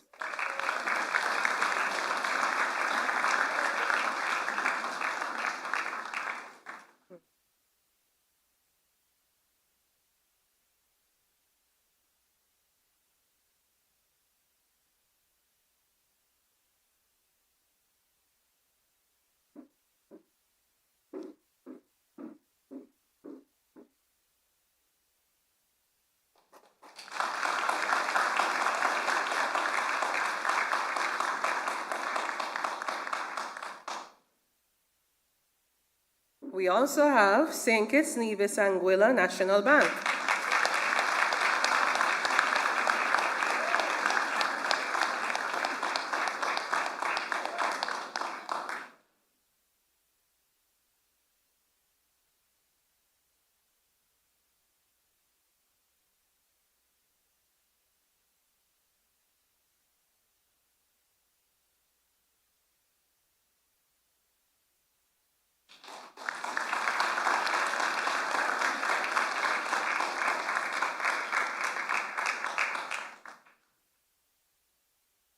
Coming to us from the Helen of the West, First National Bank St. Lucia Limited.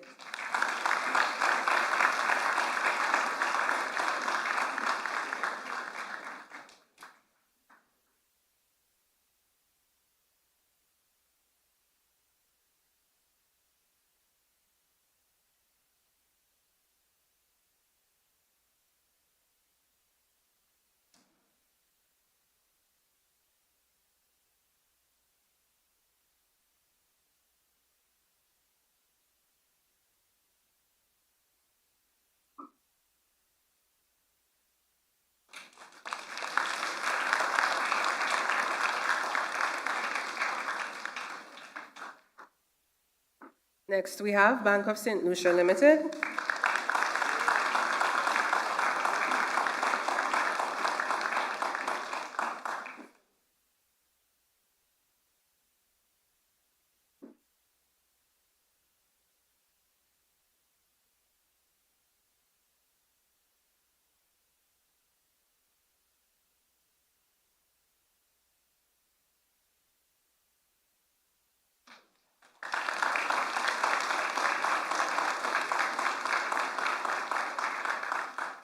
And Republic Bank EC Limited.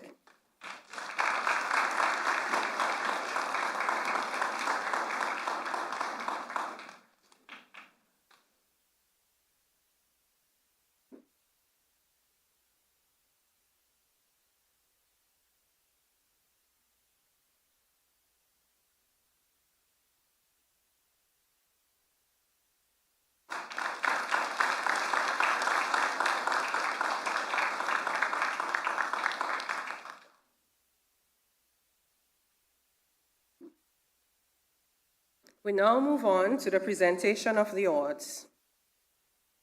We commence with the area of corporate social responsibility. The recipient of the 2024 ECCU Bank of the Year Award for Corporate Social Responsibility demonstrates how it exhibits company values through positive influence on surrounding communities through environmental, youth, women, and senior citizens programs and/or sponsorships. The shortlisted nominees for this category are Bank of St. Lucia Limited, Republic Bank EC Limited, and Grenada Cooperative Bank Limited. And the recipient for the 2024 ECCU Bank of the Year Award for Corporate Social Responsibility is Bank of St. Lucia Limited.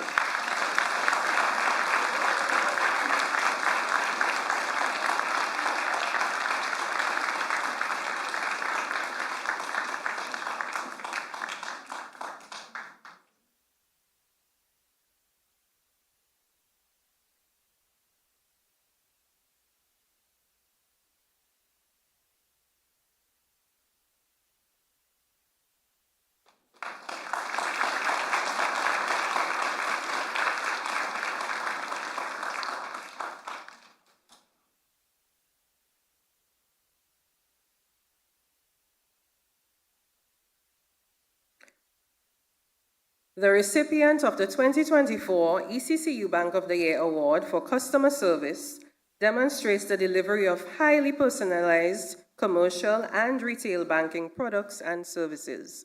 It supports and promotes client relationships and gives commendable priority to staff development.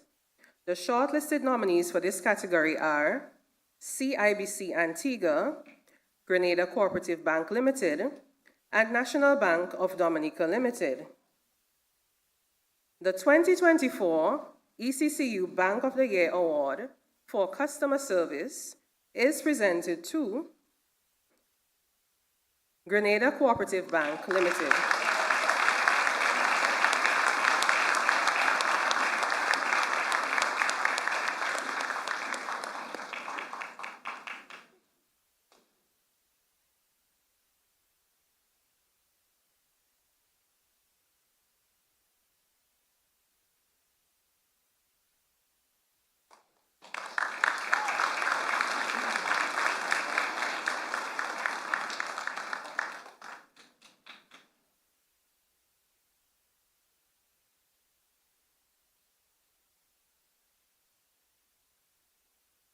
To demonstrate its commitment to promoting financial education and empowerment, the recipient of the 2024 ECCU Bank of the Year Award for Financial Education and Empowerment gears its efforts towards enriching its customers' understanding of financial services and products, entrepreneurship, and general savings and investment issues.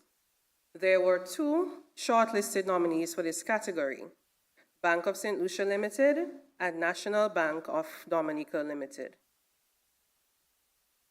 This year's award for the financial education and empowerment goes to the Bank of St. Lucia Limited.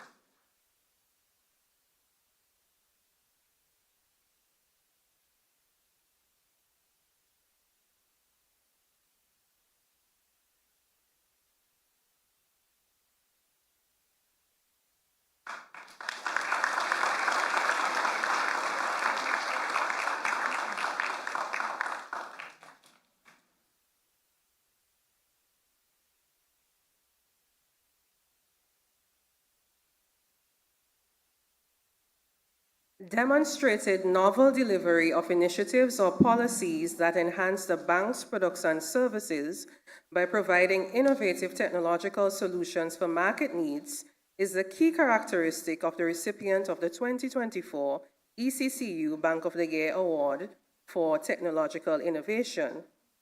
This bank uses digital channels to enhance customer experience and seeks to heighten its efficiency in the use of technology. The shortlisted nominees for this category are CIBC Antigua and National Bank of Dominica Limited. The recipient for the 2024 ECCU Bank of the Year Award for Technological Innovation is CIBC Antigua.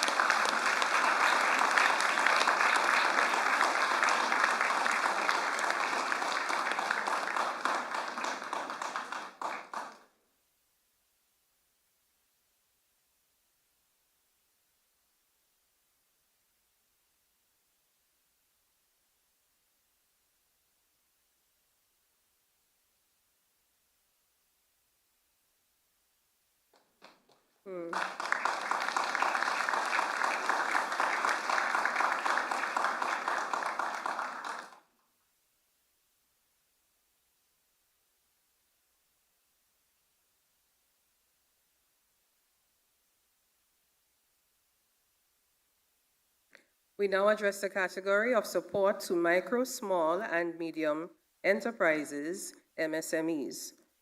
The recipient of the 2024 ECCU Bank of the Year Award for support to MSMEs is recognized for the invaluable contributions it makes to economic growth, job creation, and provision of public goods and services.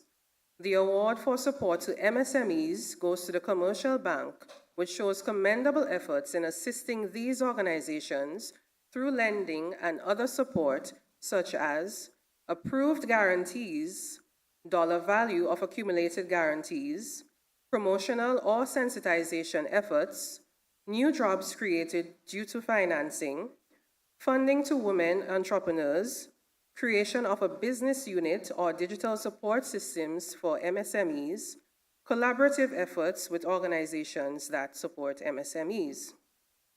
The shortlisted nominees for this category were Bank of St. Lucia Limited, ECCB Caribbean, and Grenada Cooperative Bank Limited.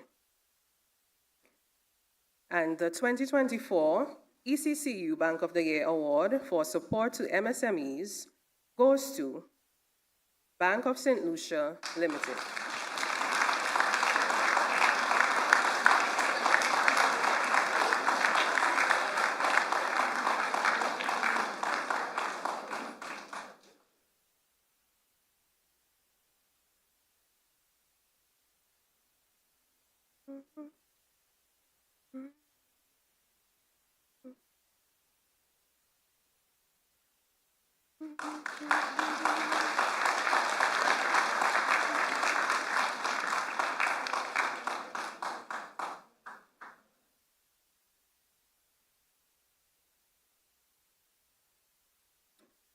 And by now, I'm sure that you've been at the edges of your seats, waiting for us to announce the 2024 ECCU Distinguished Bank of the Year Award.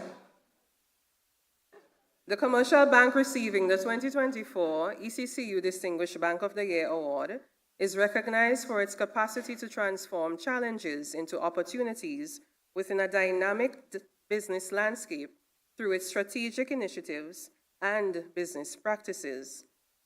The shortlisted nominees for this category were Grenada Cooperative Bank Limited, Bank of St. Lucia Limited, National Bank of Dominica Limited, and CIBC Antigua. It is our distinct honor to award the 2024 and first ever ECCU Distinguished Bank of the Year Award to Bank of St. Lucia Limited.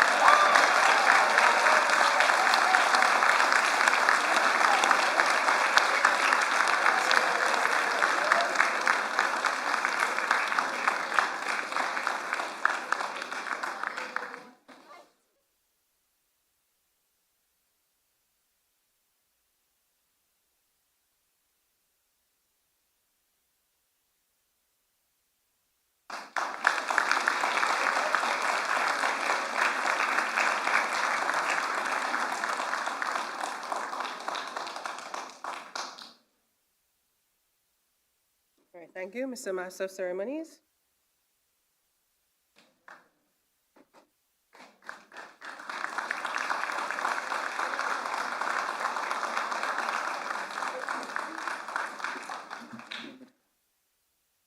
Thank you, Willett, for so ably executing your duties. We'd like to congratulate all the winning banks this evening, especially Bank of St. Lucia. Almost had a clean sweep there. We want to encourage you to continue to put our region and put our people first as we continue along the path, as our governor likes to say, along the path of our big push to double the size of our economies in the next 10 years. And you are indeed a very important player in this effort. Governor, we'd like you to remain on stage, and we'd also like to invite on stage again Mrs. Byron Cassius as we present to you a little token of appreciation to you.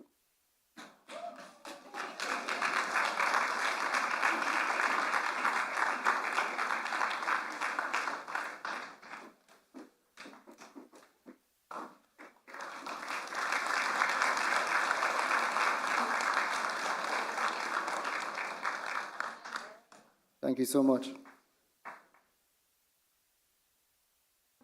And thank you, Governor. So, ladies and gentlemen, let me go back. So, yes, you'll be back shortly. Yes, yes. So, ladies and gentlemen, it's getting a little warmer. We've had the Bank of the Year Awards. Just as a prelude to this, we are aware that the ECCB has won several prestigious international awards over the last few years. Our very own governor has received the award for Governor of the Year. We received international award. Yes, give him a. Amen. Let's big up our governor. We received awards for our Parliament notes. We received international awards for our ECCB Connects program. Tonight, we're going to be receiving another award, the International Banknote Society Banknote of the Year Award for our $2 note. Let me just give you a little context. The Eastern Caribbean Central Bank launched its 40th anniversary $2 commemorative banknote on 1st December 2023 in Antigua and Barbuda. The note was designed and produced in collaboration with the bank's currency partner, De La Rue, and features the latest in currency security and innovation. It also celebrates the region's heritage. A portrait of the legendary former West Indies cricketer, Sir Isaac Vivian Alexander Richards, affectionately known in the cricketing world as the Master Blaster. Those of you who are too young to know about Vivian Richards, please go on YouTube and look it up. The guy was a destroyer. So the Master Blaster is also featured on the note. The ECCB captured the 2023 Banknote of the Year Award from the International Banknote Society, IBNS. The IBNS selected the ECCB's $2 commemorative note as the Banknote of the Year from a pool of almost 100 newly designed and widely circulated banknotes released in 2023. Almost 100. Notes from 15 countries representing 3 continents, Africa, Asia, and South America, 5 island nations, and the Middle East were nominated for the award. Now hear this. According to the IBNS, the EC $2 commemorative note was the overwhelming favorite. Let me say that again. It was the overwhelming favorite from the onset of the voting. So we had our own Usain Bolt moment. The race was over before it even began. From the onset, it was the overwhelming favorite. So I now invite Mr. Sam Assad, a representative. Okay. We will show you a short video clip of the notes, and then we will invite a representative from the IBNS to come forward. Let's take a look at the video clip. Introducing the EC $2 commemorative note. In celebration of the ECCB's 40th anniversary, the $2 note is elegantly marked with ruby red highlights. A closer look at the note will reveal an aquatic design which depicts our region's rich marine life. The window of the note provides a glimpse of our fauna, delicately captured in the aqua blue tinted holographic foil. The EC $2 note also features the latest in currency security and innovation. It celebrates our region's heritage as it showcases our legendary cricketer, Sir Vivian Richards, the Master Blaster.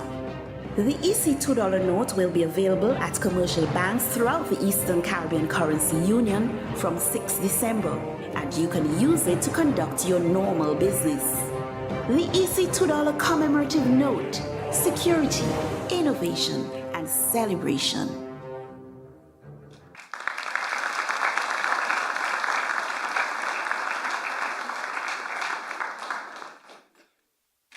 The ECCB is doing things, ladies and gentlemen. We're doing things.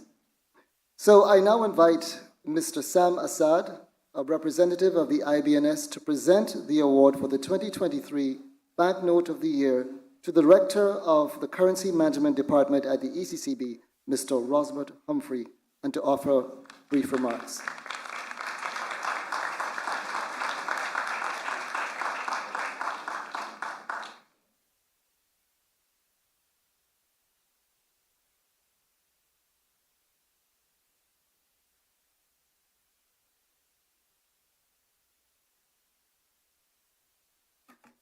Your Excellency, ladies and gentlemen,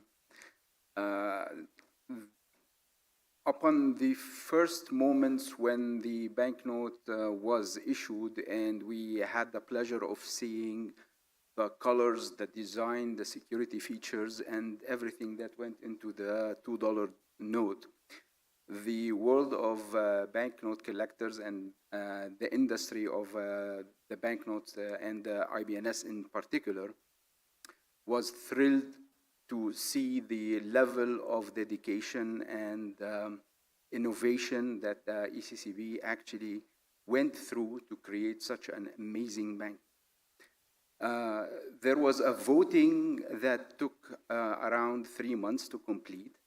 There was around 2,000 members, and the overwhelming majority of votes came in favor of the magnificent $2 note. So congratulations to the ECCB. Congratulations to everybody behind it. Much deserved.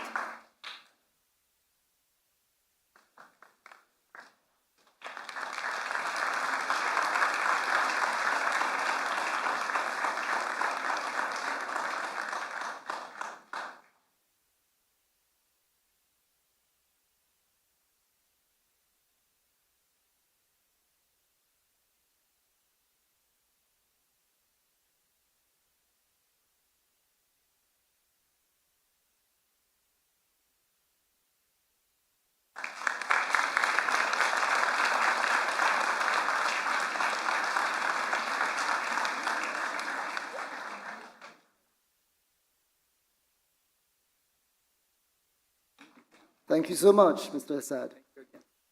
And congratulations to the Currency Management Department and ECCB. Real quick, for those of you who know it, Ise! Ise! Ise! All right, good. Ladies and gentlemen, at this juncture, we are nearing the end. We'd like to invite our Governor, Timothy N.J. Antoine, to give a few brief closing remarks. Please give him a round of applause.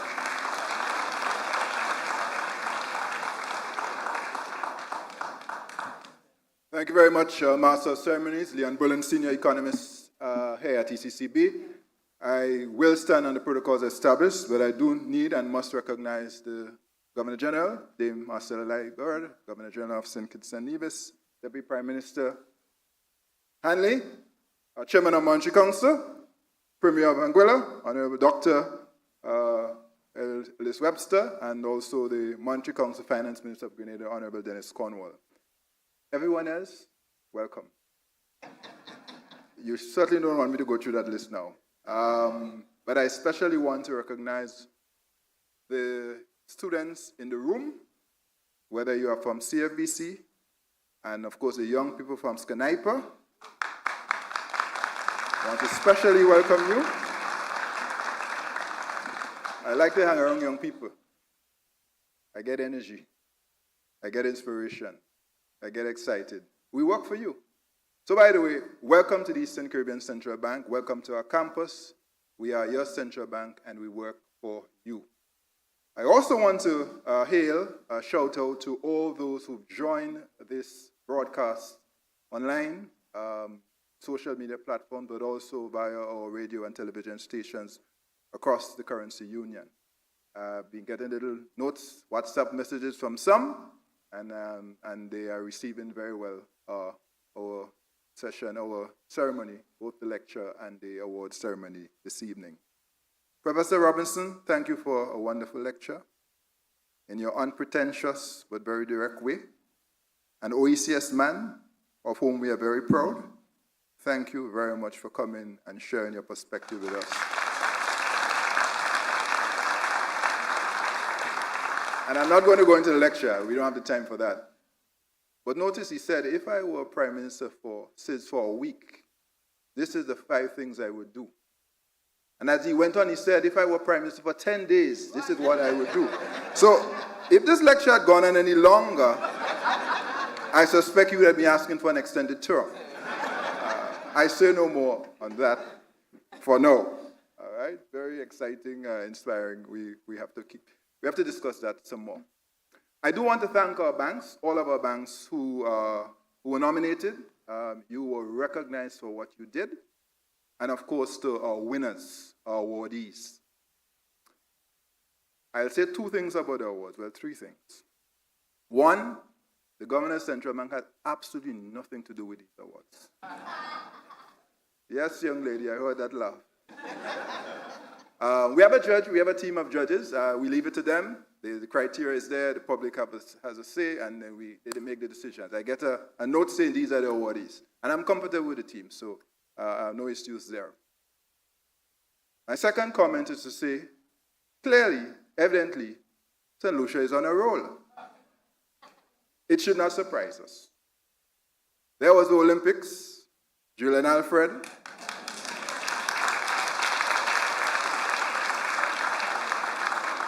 Then came CPL, St. Lucia Kings, and now ECCU Bank of the Year Award, Distinguished Bank of the Year. So congratulations to St. Lucia. St. Lucia is our largest member, by the way. It accounts for about 25% of the ECCU economy. So congratulations to you, St. Lucia. Bank of St. Lucia.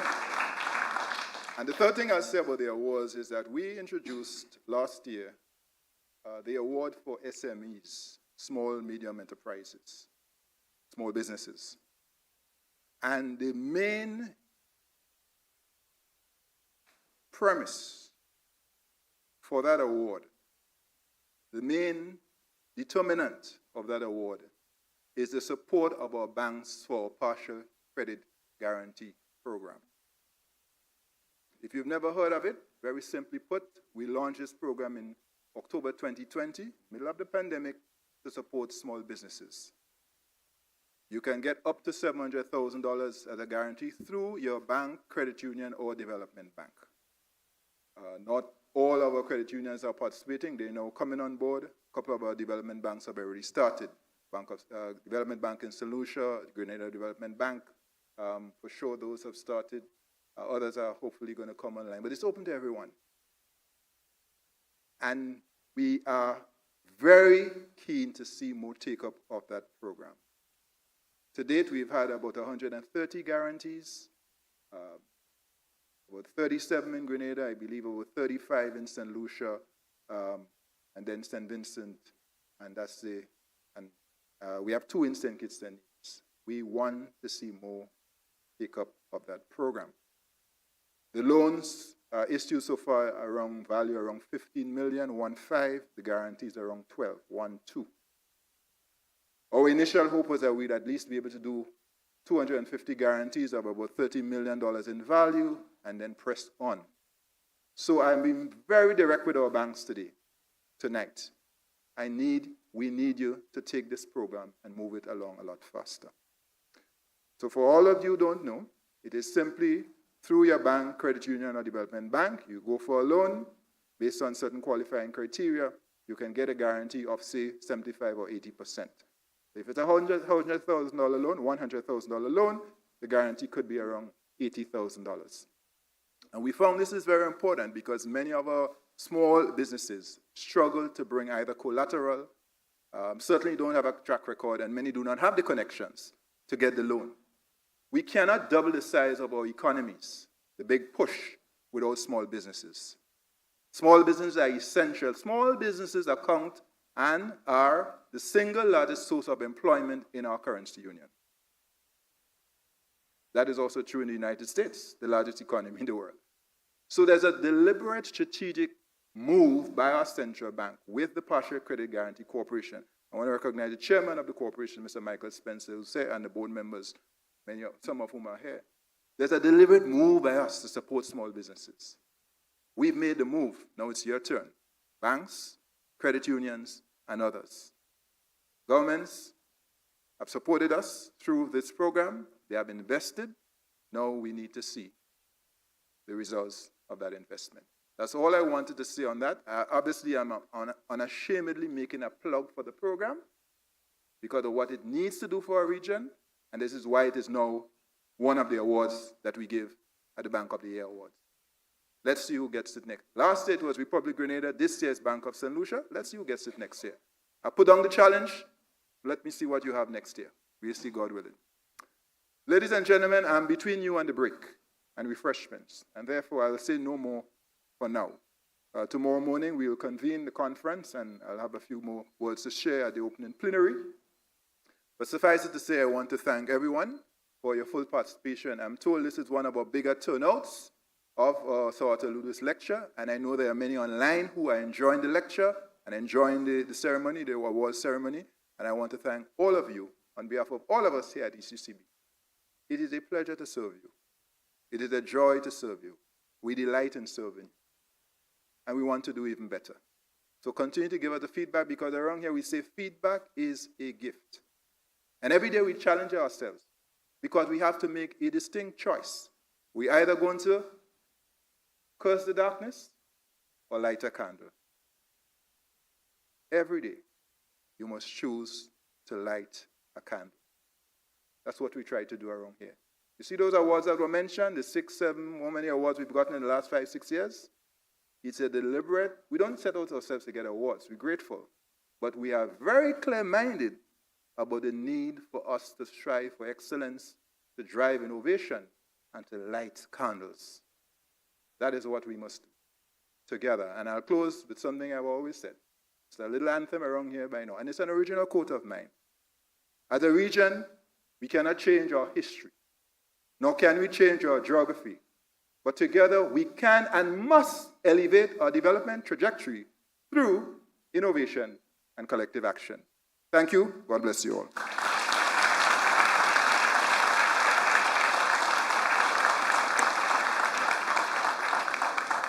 Thank you very much, Governor, for those words of wisdom. Ladies and gentlemen, we want to thank you for being a wonderful audience. We thank you for your time, your patience, your attention. We ask you now to please stand as we allow our Governor General and other dignitaries to depart, after which you're all invited to join us to some cocktails around the fountain, where you'll be treated to a live band. So hope you walk with your dancing shoes tonight. We're gonna have some good food and some music.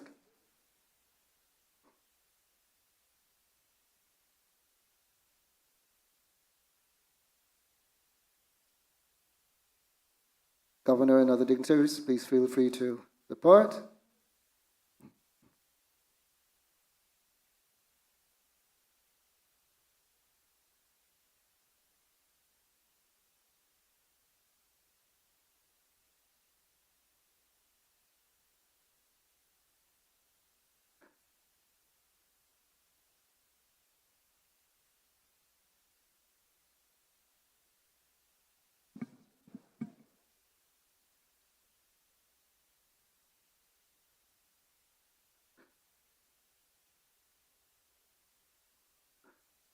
Thank you once again. Have a good night all, and we look forward to seeing you around the fountain to some cocktails and music. Have a wonderful evening all. Thank you.